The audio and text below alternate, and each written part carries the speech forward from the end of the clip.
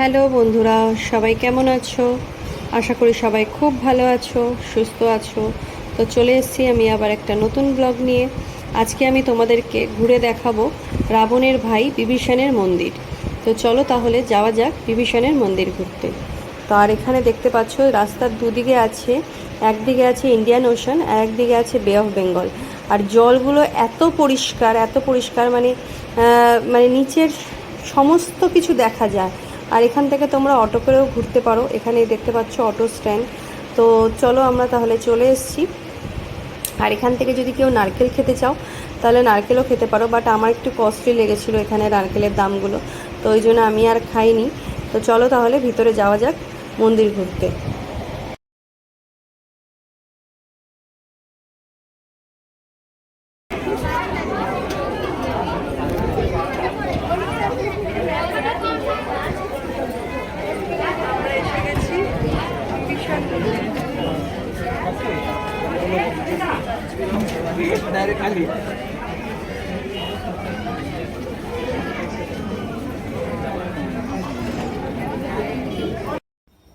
এই মন্দিরে তোমরা প্রভু শ্রীরাম, লক্ষ্মণ, সীতা, হনুমানজি আর বিভীষণের মূর্তি সবই দেখতে পাবে।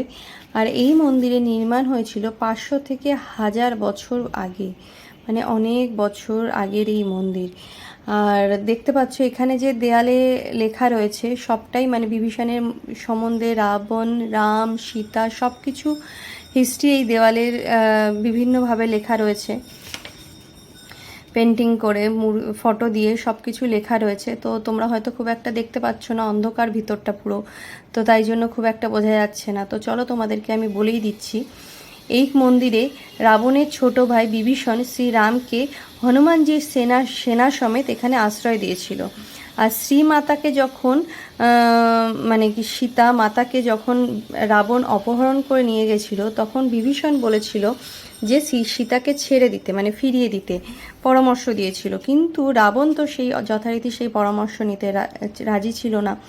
তখন বিভীষণ কি করেছিল যে রাবণের দল ছেড়ে শ্রীরামের কাছে এসে আত্মসমর্পণ করে দেয়। পরবর্তীকালে শোনা যায় যে রাবণকে যখন বধের পর শ্রীরাম বিভীষণকে লঙ্কার রাজা বানিয়ে দিয়েছিল। আর এই মন্দিরে দাঁড়িয়েই শ্রীরাম এই মানে রাজার ঘোষণাটা করেছিল। তো আমরা মন্দির থেকে বেরিয়ে এসেছি। তো চলো তাহলে বাইরেটা দেখাই তোমাদেরকে, কি অপূর্ব লাগছে দেখতে।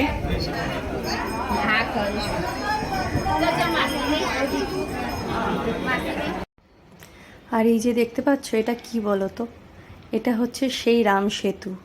আর এই রাম সেতুটা ধরেই প্রভু শ্রীরাম কিন্তু গেছিল লঙ্কায় মাতা সীতাকে বাঁচাতে। আর এটাই হচ্ছে সেই রাম সেতুটা। রাম সেতুর পাথরগুলো সবগুলোই জলের নিচে, শুধু নুড়ি কাকড় পাথর সব কিছু মিশিয়ে এই উপরের এই দ্বীপের মতন এইটা তৈরি হয়েছে। মানে অসাধারণ লাগছে। আর তোমরা দেখতে পাচ্ছ একদিকে হচ্ছে ইন্ডিয়ান ওশান, ঠিক তার একদিকে হচ্ছে বে অফ বেঙ্গল। মানে অপূর্ব লাগছে, আমাদের তো খুব সুন্দর লেগেছে। আর তোমরা যারা রামেশ্বরম ঘুরতে আসবে অবশ্যই তোমরা এগুলো ভিজিট করবে, আশা করি তোমাদেরও খুব ভালো লাগবে। তো চলো তাহলে ভিডিওটাও এখানেই শেষ করছি। ভিডিওটা কেমন লাগলো সবাই অবশ্যই জানাবে, আর ভালো লাগলে একটা লাইক শেয়ার কমেন্টস করে দেবে। টাটা।